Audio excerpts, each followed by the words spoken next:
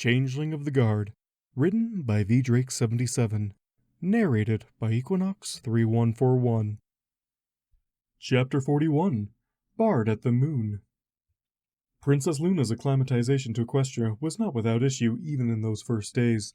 There was some vying for the dusk and dawn watches to get a glimpse of the new princess, and I found my new rank made me exceptionally viable to both. Though, truthfully, the younger princess did not hold court, there were still ponies doing everything from climbing the walls. These we treated to an elaborate tour of the dungeons, and a firm admonishment to not seek to extend that tour to less unlawful attempts to curry her favor, and it was thusly I was introduced to the truth of the world. Love is many things, and life itself to changelings expires acts of valor, of sacrifice, and of hope. Oh, Princess Luna, oh, Luna, your mane is so fair. It does not, however, grant one musical ability. I was coming to, if not hate, at the very least, feel a deep antipathy towards self-proclaimed bards. Sir, I must insist that you do not croon at the princess. I can't help myself. She's the moon and the stars, she's... He strummed at his lute as he built himself back into it. Or maybe it was even a satol. I admitted some fondness for the one who arrived with the chitarrone, but one very industrious mare sought to woo the princess with the glass harmonica, and her grief at cracking it attempting to get it over the wall was such that I promised to ensure her an actual audience, if only to forestall such a wave of misery.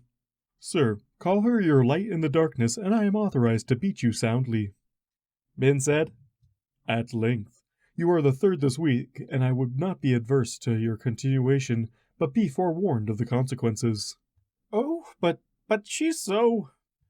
You don't even know her, sir. You're only... I considered a moment, rubbing my chin with a polished gold-clad hoof. Starstruck. The pony gave his instrument a mournful look, then blinked and scowled at me, then winced, finally showing a sense of shame. Oh, don't tell me we all sound like that. You do, I informed him mercilessly.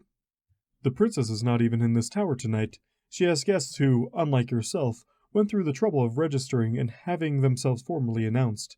I am only here to ensure there was not a griffin who had flown into the tower again. It had been an unlikely possibility, but it had happened once.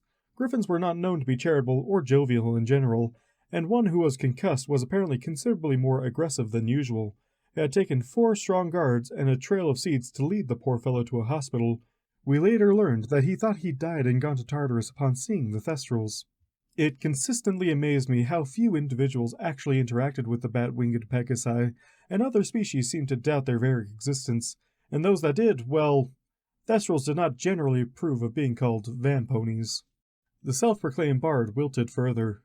She's not even here. Then who have I been singing to? Mostly the rest of the night guard. She is being entertained in the courtyard. If you are willing to remain quiet, you can at least see her before I escort you from the castle grounds. Another bit of pony oddity. They all wished to see and be seen by the new princess, and refusing them outright never worked, and only inspired greater acts of bardic insanity. However, letting them see her and escorting them out was usually victory enough to soothe wounded pride and give them a tale for their friends. Princess Luna was typically shocked at such brazen actions, but also flattered at the attention. I suppose having so many seeking to court could be a heating experience. None of us had the heart to tell her that her sister had received such courting attempts probably once every few months, and had for as long as anyone knew. The night guard was somewhat infamous for making sport of them and had, on occasion, been called to task for their antics. Princess Luna, being newer, younger, and perhaps a bit less unapproachable in such matters, was therefore the current center of romantic attention for every pony with a dream. I could respect that. The courtyard was abuzz with activity, and I could sense a strange, growing wonder from the courtyard as I approached with my charge, and then music. Order take it all, I was gone for mere minutes and they had broken into song. And as you can see, our fine machine brings a tear to the eye, giving you your very own little starlight sky. Out of self-preservation, I tuned out the rest, but the courtyard, I had to confess, was amazing. There were stars, clear constellations, spinning and swirling over the ground. A large box on a pedestal, apparently. Yes, creating the night sky on a world around it. Suddenly I was one with it, a longing so strong and joy so unexpected that I was swept away. Stars I had never before taken note of blazing for my attention, and all over the world was made of diamonds. There was a click. The courtyard was dark again, and then the braziers were lit once more, filling the courtyard with flickering light that burned in a much less pleasant fashion. My escortee was staring at me, and I quickly regained composure and looked to Princess Luna, who was wiping her own eyes with a kerchief. The other guards looked impressed, true, but none were quite so taken with the spectacle, and, like myself, quickly distracted themselves with the lunar princess's emotions.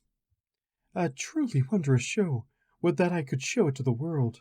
She began, taking a breath to calm herself. Why, Your Highness, but you can! In fact, this is a gift from us to you, our very first box of stars, and then we're going to go across Equestria. One of these in every household, too, so the kids don't fight. And every one of them special and unique, like the night sky itself. Of course, but we need your approval, of course. We couldn't imagine selling without your blessing, of course. I felt a sense of disquiet. There was something unpleasant about these ponies.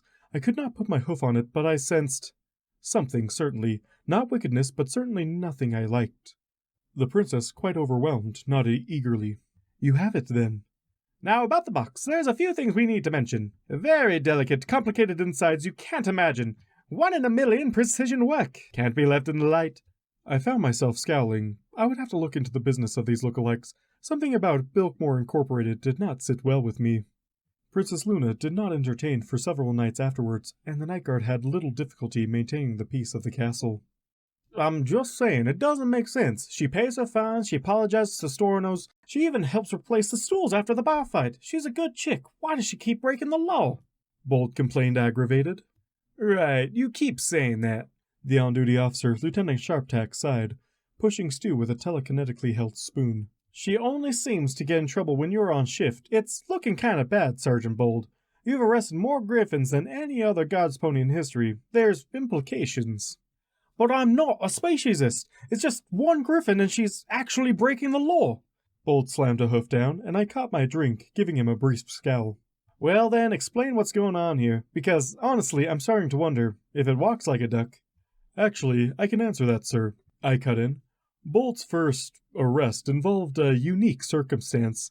I fear she may have misinterpreted it as heavy flirtation.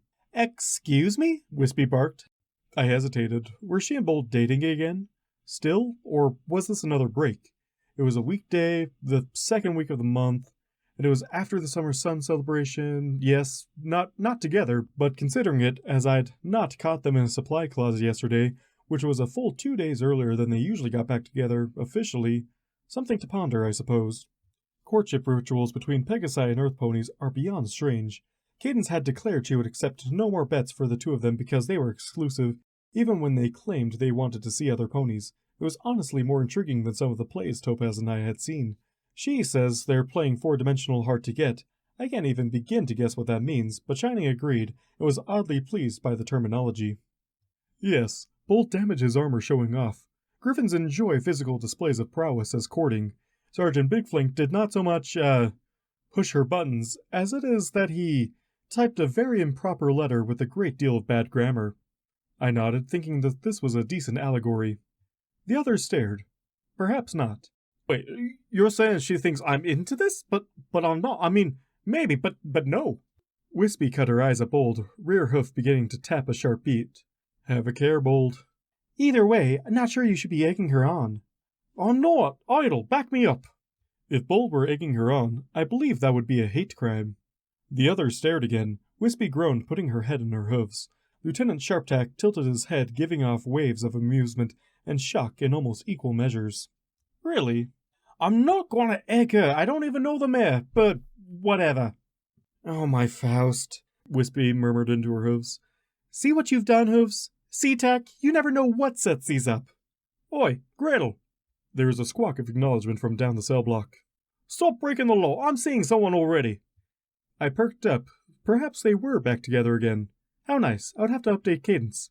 Princess Cadence. You son of a... You! He pointed at another regular of this cell, the offspring of a donkey and a pony. Daniels, oddly named, tended to not get into trouble so much as invent it. Stop wasting our time and just bring your stupid soda in through the front gates. If I catch you in the mines one more time, I swear to Celestia. I am an honest business pony, he argued. It's not my fault my clientele wants something spicier. I gave him a curious look. It's cola. If they want spicy, give them peppers. Your entire method of business relies on your customers thinking they are buying something illicit. And their expectations need to be met. Not my fault this isn't technically illegal. You are smuggling something that isn't contraband in as contraband to charge contraband prices to ponies who want the experience of buying contraband, because when it isn't contraband, most of them have no interest in it. I verified once again, amazed by the depths of insanity ponies would go to for a point. And because it isn't actually contraband, they break no laws for buying it, and you break no laws for selling it. You don't even need a still. Exactly. Being arrested every so often actually makes things easier for me. Same time next month, Tacky. The lieutenant sighed.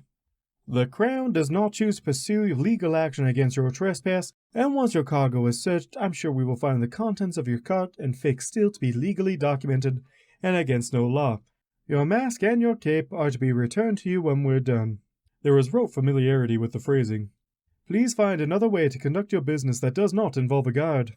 Find me some pony willing to buy homemade cola for a reasonable price in this economy, came the cheerful reply. There was something eminently satisfying about the hiss these bottles made upon opening. A sweet aroma, slightly bitter but still quite saccharine.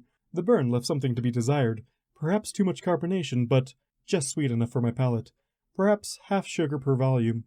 Hopefully it would keep in these bottles, and I could use it as a sort of icebreaker when others of my kind came to call. Shining said I was going to rot my teeth. So be it, I'd grow new ones. Besides, I needed something after Topaz cut off my maple syrup. A bottle a week is hardly excessive, and pancakes only existed as a vehicle to transport more of the sweet amber. Still, I made a mental note to limit the nymph's intake of the beverage. I could barely keep tabs on her without giving her liquid sugar. Ponyville, Your Highness? I tilted my head, not entirely sure I understood the order. Yes, I'm planning on making a visit and spending some time with Twilight. I think she's been stressed about her position there. Things seem to have been... Princess Celestia hesitated, looking for a delicate way to express what was known to all of Canterlot. Excitable. All Tartarus broke loose, I acknowledged. And she and her friends nearly started their own excitement when she met her first zebra. The rhyming is unusual, I admitted. I was unaware there was one living in Ponyville. Everfree, actually. I stared. I see. Within the safer section, it seems. But I'd like to make sure there's no problems preventing her from leaving. Curses are no laughing matter, just make sure she knows that the Crown will offer support if she needs it. If we aren't providing a presence monitoring the Everfree, then I feel we should reward those who do. I shall inquire with the expert, I promised. Dank Woods was now the foremost authority on Everfree, to the point where even Celestia herself would discuss any matters on the subject with him. He had a focus born of tragedy, but I found him far more relatable now. He, like myself, knew failure, and was determined to prevent it from happening to another. But that is not your primary instruction. I want you to explore the town. I'd like to prepare for any further disasters, and I want to know how to recommend Twilight and I relax on my trip to Ponyville. Your Highness? I'm ordering you to provide reconnaissance of the various eateries and locations within town, get a feel for it and the inhabitants. And it would ensure that Princess Celestia already knew what she was doing when she came for her visit. Twilight would be relaxed by the existence of an itinerary and the entire thing being out of her hooves. Princess Celestia, as always, was brilliant. I shall see it done, Princess. Wonderful. Your train leaves first thing in the morning. Brilliant, yet cruel. Every day my respect for her grows. Surely this was another facet of my punishment. So, what are you doing for your anniversary? Lieutenant, no, just Shining Armor asked, taking notes from yet another military manual on monsters. It was terribly difficult to keep straight when the two of us were to ignore protocol. I sighed, looking up from the guide to clay and various muds that Maud had sent me as a gift in her last missive. My what? I had been distracted again. I needed to pack a small bag for my trip, and I had a theory that if I could distract myself, the train could not kill me. Do not laugh. No foal has been eaten by a monster while hiding under their sheets. Delusion has some power. I had but to tap it. You know, anniversary. It's been like 10 years since you met Topaz, and you haven't mentioned anything. So what are you doing? I blinked. Anniversary? Ponies did all sorts of things to celebrate that required gifts.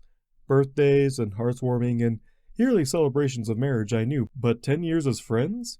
I bolted upright. It was precisely the sort of things that ponies celebrated. It was 3 weeks away? I've done nothing, I murmured, horrified. I have been a fool. Probably ought to, he responded.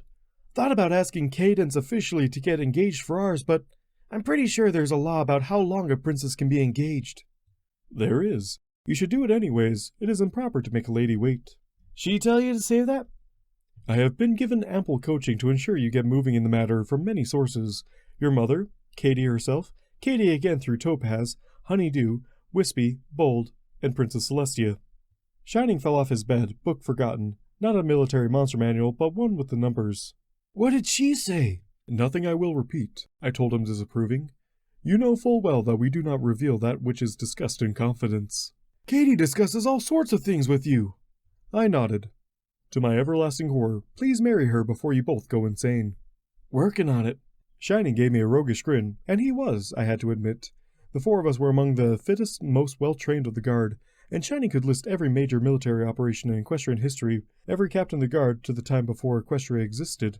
His captaincy was fast approaching. Why not give both that advice?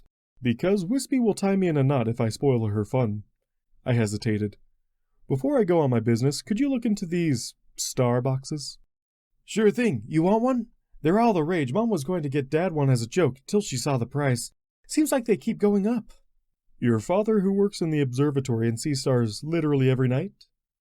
Yeah, not that funny. Seriously though, if you want one for Topaz, I can see about getting one before they go up again. Just find out what people know about them. Alright.